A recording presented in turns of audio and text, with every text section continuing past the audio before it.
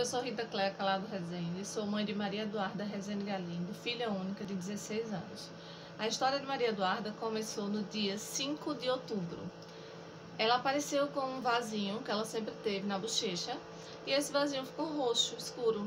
Aí eu levei ela na médica de pele e a médica disse: faz um hemograma dela, porque ela ia completar anos, 16 anos, no dia 8 de outubro, 3 dias após. E como no ano passado não houve festa por conta da pandemia, nós resolvemos comemorar o aniversário dela de 15 anos. Então, chegando em casa, fizemos o hemograma dela e o hemograma dela deu alterado. Eu não acreditei. Fui para outro laboratório, também alterado. Eu passei por 4 ou 5 laboratórios tentando justificar a alteração e todos davam alterado. Em seguida, eu procurei um médico e ele sugeriu que poderia ser leucemia. Como na sexta-feira era o aniversário dela, ela pediu para que a gente comemorasse o aniversário dela na sexta-feira e assim foi feito. Na segunda, no dia 11 de outubro, a gente foi para Recife, que nós somos do interior de Pernambuco, e o médico já encaminhou para fazer o mielograma. Foi feito o mielograma no dia 13, onde já foi liberado o resultado que ela não tinha leucemia, mas sim ela estava com aplasia medular. E encaminharam a gente para um setor que tratava já esse tipo de doença. Chegando lá, o médico foi feita outra biópsia, que também foi tido um resultado em tempo recorde, devido à amizade que nós tínhamos com o médico. Liberaram a biópsia dela com 24 horas, onde se confirmou a aplasia medular. Na sexta-feira, Maria Eduarda já iniciou o tratamento dela, com várias medicações. Inclusive, ela tomou 2 bolsas de hemácia e 14 bolsas de plaquetas. Porque quando ela deu entrada no hospital ela estava com 3.000 plaquetas. Ela foi atendida pelo convênio, ela tinha plano de saúde. Então, já daí iniciou tudo. Começou com ciclosporina, começou com corticoide e várias outras medicações. Maria Eduarda começou a reagir muito bem. Na segunda-feira, Maria Eduarda já teve alta e estava com as plaquetas bem dentro do limite, né? Liberaram ela com as plaquetas de 41.000. Nós viemos para casa, seguimos todos os cuidados de não receber visita, de tudo, para que ela não adoecesse, que a gente sabia da imunidade dela que estava baixa. E em seguida a gente ficou de ir para o Recife toda semana para ela passar para avaliação médica, fazer hemograma e tomar 2 injeções. Essas injeções iriam fazer com que ajudassem a medula a produzir mais anticorpos. Uma era o Nplate e a outra o Eprex. E todo dia também ela tomava uma chamada Filgastrin, fora toda a outra medicação que ela tomava via oral. E ela estava reagindo muito bem. Os primeiros 15 dias, as plaquetas dela se seguraram sem transfusão nenhuma. Aí, de repente, Maria Eduarda, dia 2 de novembro, sentiu-se enjoada, bastante enjoada. E por volta de umas 11 horas de meia-noite, ela começou a vomitar. E vomitava muito. Quando amanheceu o dia, ela tinha tomado vários antiérmicos, né? Mas não servia. E de manhã a gente foi, ela do hospital, tomou uma injeção, deu uma aliviada, ela permaneceu enjoada, mas ela não vomitou mais. Quando foi à tarde, no mesmo dia, né, na quarta-feira, ela tomou outra injeção, aplicaram 2 soros, porque ela estava bem debilitada, e veio uma diarreia do nada. Ela não teve uma diarreia com um longo período, só foram uns 3 episódios, mas foi bastante intenso. A gente foi dormir, ela cansada, dizendo que estava muito cansada e só queria dormir e beber líquido, não tinha fome. Eu já me desesperei e falei para o meu esposo: vamos levar a Maria Eduarda para o Recife. E quando foi de manhãzinha, já acordei ele, acordei ela e a gente já partiu. Ela dizendo assim, que estava muito cansada, com muita dor na barriga, dores nas costas, e a gente foi. ela foi no banco de trás do carro, deitada, todo o balanço que o carro dava, ela se reclamava. Eu fui com ela disse, não mãe, vai no outro banco para eu ir mais folgada aqui. Mas ela não queria ir para o Recife, devido a ela sentir-se cansada. Mas a gente foi. Quando chegamos em Recife, ela passou pelo médico, já estavam aguardando, fez novos exames, fez hemocultura, fez tudo. Começou a vomitar novamente, a diarreia não tinha cessado por completo. A diarreia havia diminuído, mas era coisa muito pouca. E ela foi, tomou mais hemácias, mais plaquetas e ficou hospitalizada. Nessa hospitalização, ela começou a reagir, mesmo sem ter certeza da bactéria que estava causando a infecção nela, já entraram com antibiótico.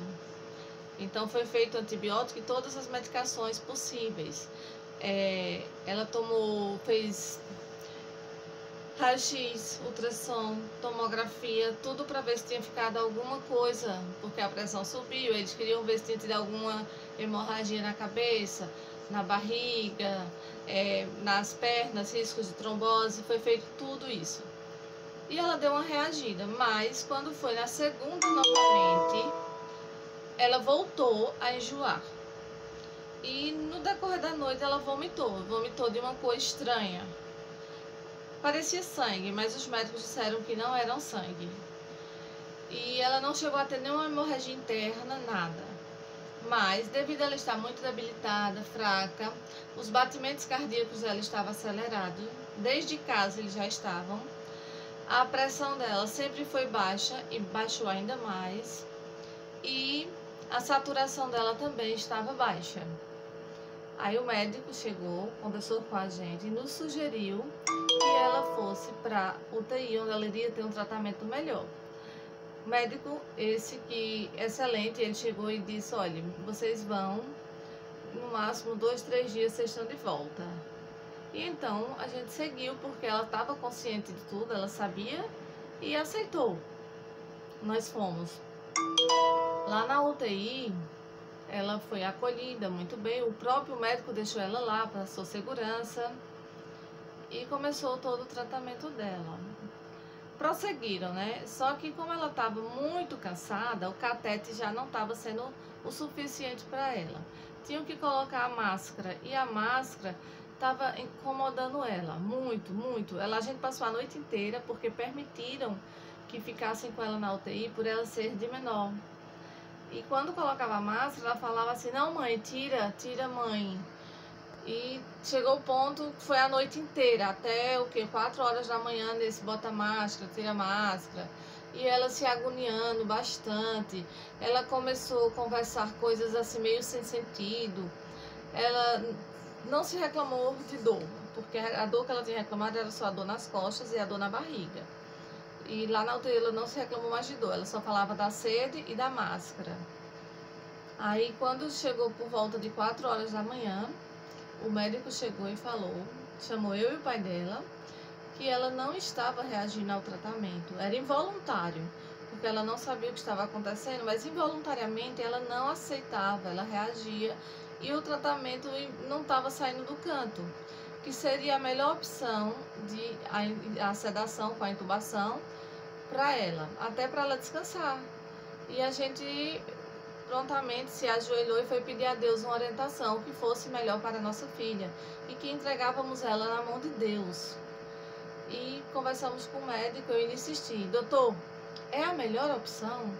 Ele disse sim. Aí foi feito. Aí ele voltou com mais ou menos uma meia hora, falou, pronto mãe, pode entrar e ver sua filha, ela tá bem. Quando eu entrei, os batimentos cardíacos dela, que estavam em 170, 180, já estavam 130. Aquilo para mim já foi um alívio. Eu vi que ela estava melhor. E como eu passei a noite ali, ele sugeriu que a gente fosse tomar um café, descansar um pouquinho, porque eu não queria sair de perto, né? Eu nem o pai dela, mas a gente não aguentava mais, só era nós dois, distante de casa há muitos dias já, não tinha onde ficar, estávamos ficando no hospital, ficando junto dela.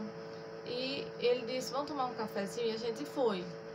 Quando a gente voltou, eu percebi que ela estava bastante inchada, muito inchada. E eu, de imediato, fui perguntar ao médico por que ela está inchada. Aí ele falou: olha, quando a gente vai fazer a intubação, machuca um pouco.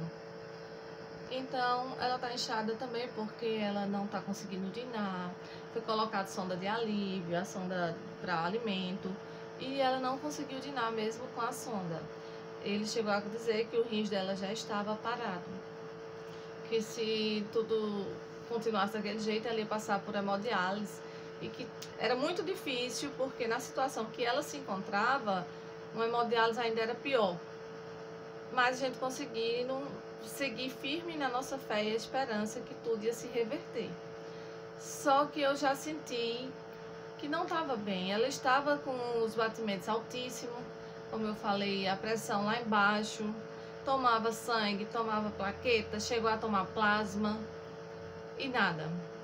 Ela estava ligada em várias bombas de medicamentos, a Nora estava em 50, então a pressão dela, não estava reagindo, nada reagia para ela.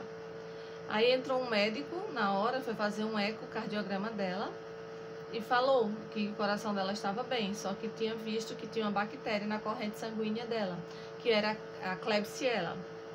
Aí o médico disse: agora a gente sabe o tratamento. Aí o outro médico disse: não, a gente já vinha dando antibiótico em larga escala para atingir qualquer bactéria, porque como não sabia qual era a bactéria exata, eles foram em todas. O antibiótico foi em larga escala para tentar pegar todas. Inclusive o que ela estava tomando servia também para bactéria que foi encontrada nela. Só que, como ela não tinha imunidade, a bactéria é altamente resistente, a bactéria cresceu muito, muito rápido dentro dela. Então, ela não estava reagindo a nada. Mas todo momento, eu e o pai dela conversávamos com ela, nós sentávamos, rezava, começava no ouvido dela, beijava, e ela estava consciente, porque ela mexia a sobrancelha quando a gente dizia que amava ela, que estava ao lado dela, e ela sempre reagindo com um gesto. Então, a gente saiu eu deixei uma amiga minha, que é enfermeira, com ela, e fui jantar com o pai dela.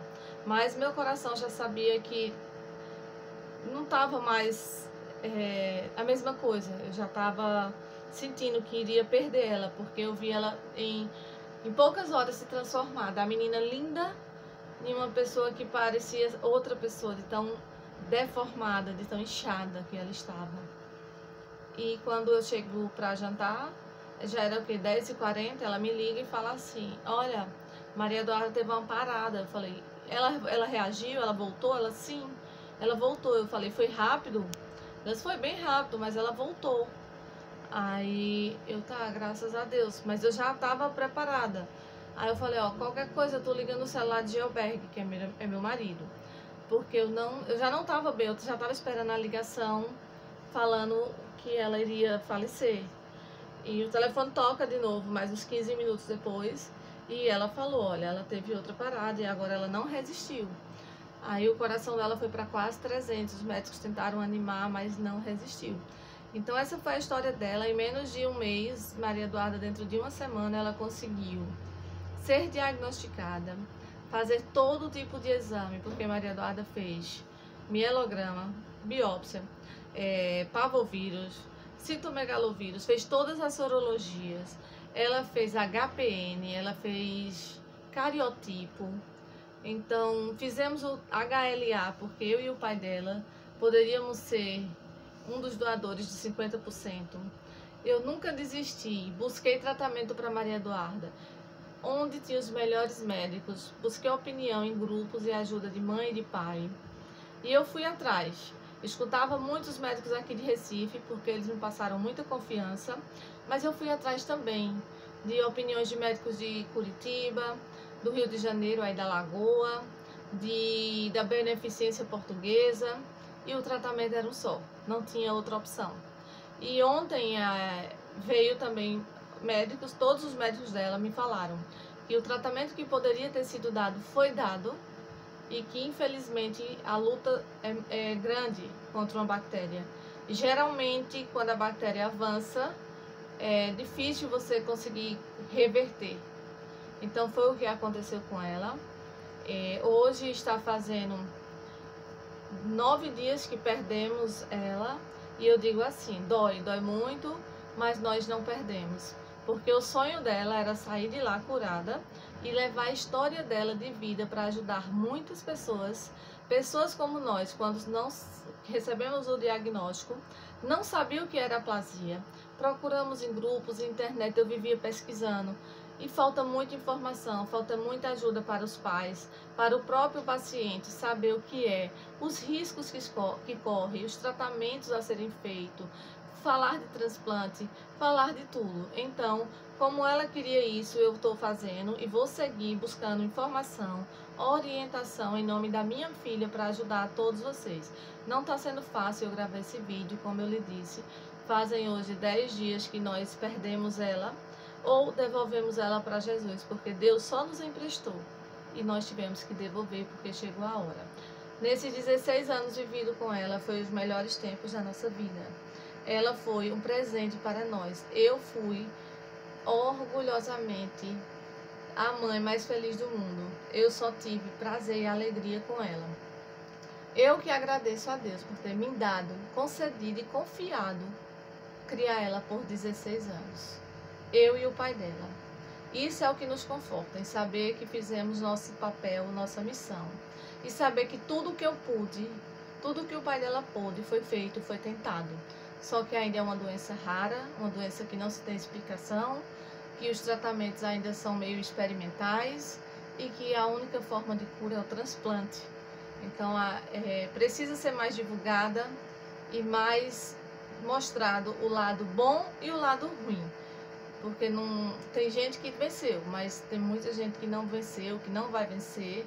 E torcer que muitos vençam. Não é porque nós perdemos que vamos desanimar. Vamos agora levar a missão e a história de Maria Eduarda a todos.